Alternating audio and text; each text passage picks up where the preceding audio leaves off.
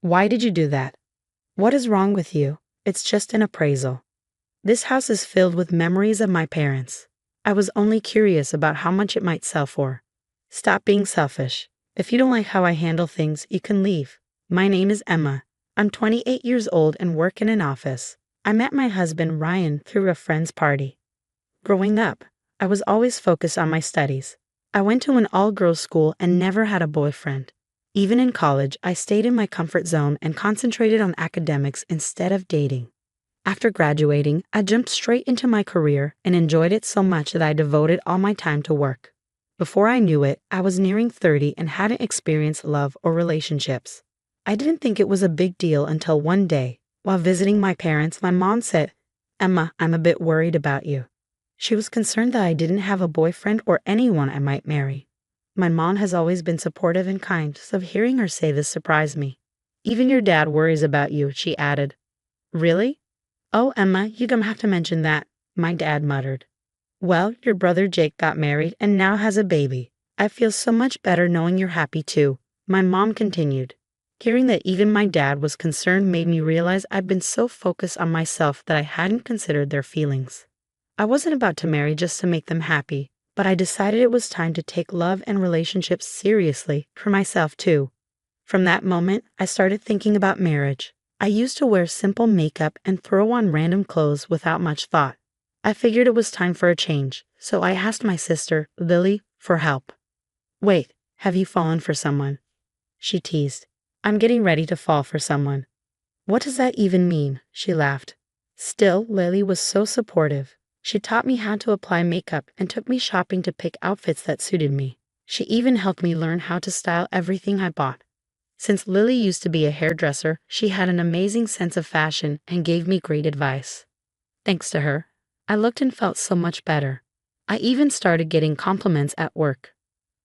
One day at work, a coworker approached me and said, "Hey, I heard about this event. Want to join?" She showed me a website for a matchmaking party. I thought it sounded like a good opportunity and decided to give it a try. The party was filled with people of all ages, all looking for someone to marry. I was surprised to see so many people there. That's where I met Ryan, the man who would later become my husband. Ryan is the same age as me. He works as a construction worker and has been doing so since he graduated high school. He told me he had always wanted to go to college, but his parents didn't support him.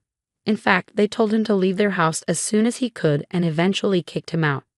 Ryan had gone to all-boys schools his entire life and had never been in a relationship. By the time he reached his late 20s, he started to feel lonely and decided to try the matchmaking event. When Ryan shared his story with me, I felt an instant connection. His struggles were different from mine, but I admired his strength and resilience. It made me feel closer to him. We exchanged numbers that night and started meeting up. Ryan was so patient and understanding with me, especially since I was shy. After 2 years of dating, we got married when I turned 30. My parents were overjoyed with the news of our marriage. I wanted to meet Ryan's parents too, but he told me he had cut all ties with them and didn't want to reconnect. Instead, he asked if my family could take him in as their own. Understanding his situation, my parents agreed wholeheartedly. We had a small, intimate wedding with just our family. My parents were emotional when they saw me in my wedding dress. I'll never forget the way they cried tears of joy. In that moment, I felt like I had done something meaningful for them. Life with Ryan was happy and peaceful. He treated my parents with so much care and respect after we got married. I often visited them, and Ryan always came along. "Mom, how are you feeling today?" "Dad, let's go fishing sometime soon."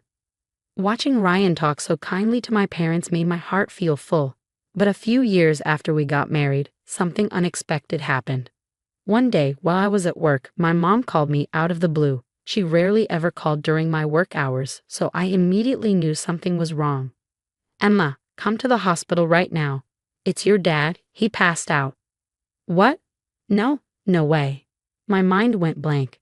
Just a few days earlier, my dad had seemed perfectly fine when we visited. My boss noticed I was shaking and asked, "Are you okay?" That brought me back to reality. I left work early and rushed to the hospital. "Emma, Mom." When I arrived, my mom and my sister, Sophie, were waiting outside the treatment room. Their faces were filled with worry. I joined my mom in silently praying for my dad to pull through, but he didn't make it. He had passed away. My dad died peacefully in his sleep, his face still and lifeless. My mom broke down in tears beside him. Seeing her in so much pain made my heart ache even more. I thought to myself, I have to do something to help her. I asked her if she wanted to come live with us, but she refused. "This house is special to me," she said. "It's filled with memories of your dad. I can't leave it." I was worried about her living alone, but she was so determined that I had no choice but to accept it. Instead, I started visiting her more often to help take care of her. A few months later, my sister Sophie divorced and moved back into our parents' house with her daughter. I felt relieved. At least she could be there for our mom when I couldn't. I thought everything would be okay. But just a few months after that, Sophie called me to tell me our mom had passed away. According to Sophie, our mom always seemed cheerful when we were around, but when she was alone, Sophie often heard her crying. She tried her best to cheer her up and spend time with her, but Mom was still deeply sad. Over time, she grew weaker. She stopped eating properly and didn't have the energy she used to. No matter how much Sophie begged her to go to the hospital, she wouldn't go. One day, while shopping at the grocery store, she passed out. By the time she got to the hospital, it was too late. It had been less than a year since Dad's death, and now Mom was gone too. I was overwhelmed with regret. I wished I had called her more often or visited her instead of leaving everything to Sophie. I couldn't stop thinking about how I should have been more sensitive to her grief. The guilt was unbearable. At her funeral, I sobbed uncontrollably. My husband Ryan held me and gently rubbed my back to comfort me. I was so grateful to have him by my side during such a hard time. One thing that gave me peace was knowing my parents got to see me married before they passed away. After the funeral, Sophie and I had a lot to take care of, including deciding what to do with our parents' house. We both agreed on one thing. The house was filled with too many memories of Mom and Dad to let it go. After talking it over, we decided Sophie would stay there with her daughter. Once everything was settled, life slowly returned to normal. Then, out of nowhere, I got a phone call from Sophie. "Hello, what's going on? You won't believe this." Sophie's voice sounded shaky and uncertain. "Actually, a real estate agent came by the house just now." "What? A real estate agent? Why?" "Well, he said he was there to appraise the house." "What do you mean?" "I don't really understand either. I thought only you and I could contact a realtor about the house." No. I didn't contact anyone. We talked about this, and we agreed we weren't going to sell the house." I know. I just wanted to double check." "So what happened with the real estate agent?" "I told him I didn't ask for an appraisal and asked him to leave." "Who in the world would have asked for an appraisal?" "Oh, by the way, I got a business card from the agent." "Really? Give me the company's number and the name of the person in charge." Sophie gave me the contact details, and I immediately called the real estate agent. After introducing myself and giving the address of the house, I asked to speak to the person in charge. The person confirmed that they had indeed visited the house for an appraisal. "Neither Sophie nor I requested this," I said. "Oh, by the way, the client was a man," the agent added. "Huh. He had the same last name, so I thought he was your brother." I ended the call and went straight to Ryan. "Hey, Ryan." "Yeah? What's up?" Did you ask the real estate agent to appraise my parents' house?" He looked at me with no surprise. "Yeah, what's the problem with that?" "Why would you do that? That house is filled with memories of my parents. You know I decided with Sophie that we weren't selling it." "Don't get so upset. I was just curious how much it could sell for. It's too big for Sophie and her daughter to live in. I think it would be better to sell it, get some money, and share it. That's why I asked for the appraisal." "Don't be so selfish. What's the big deal? I'm part of your family too. I have the right to decide about the house." "That's not what I'm talking about." "Shut up. Don't complain about how I do things. If you don't like it, then leave." With that, Ryan stormed off to his room. I was stunned. I thought he understood how I felt. Why was he acting this way?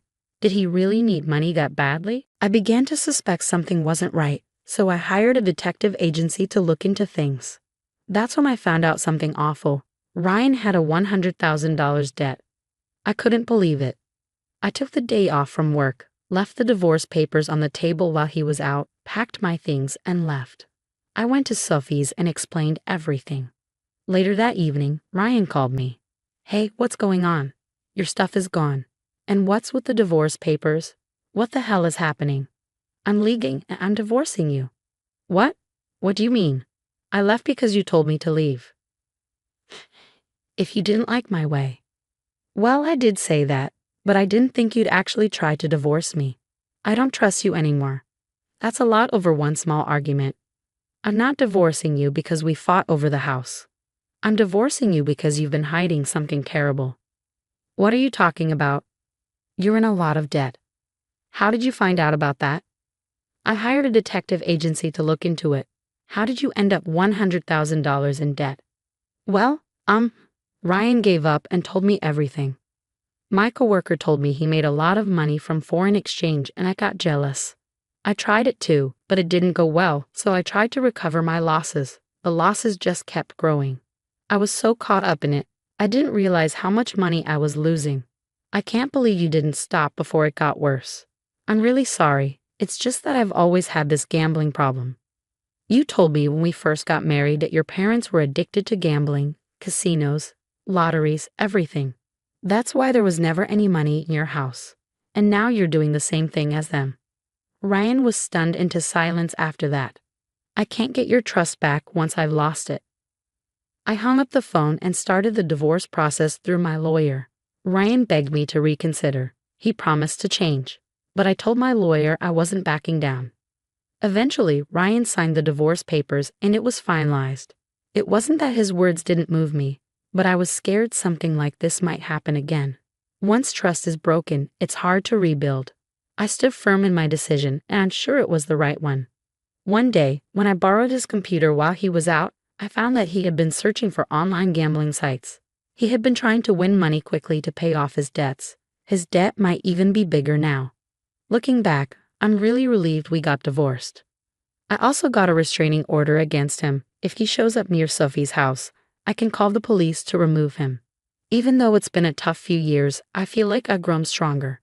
My parents are gone, but I still have Sophie and my niece. I'm going to live a happy life for my parents and protect this house with Sophie. You've been through so much, Lisa. You're really strong for standing up to your husband's gambling addiction and going through with the divorce. It's sad your parents are gone, but like you said, live happily for them. And since you're still young, I hope you find a great relationship in the future. Thank you for watching. Please subscribe to our channel if you enjoyed this story. See you in the next video.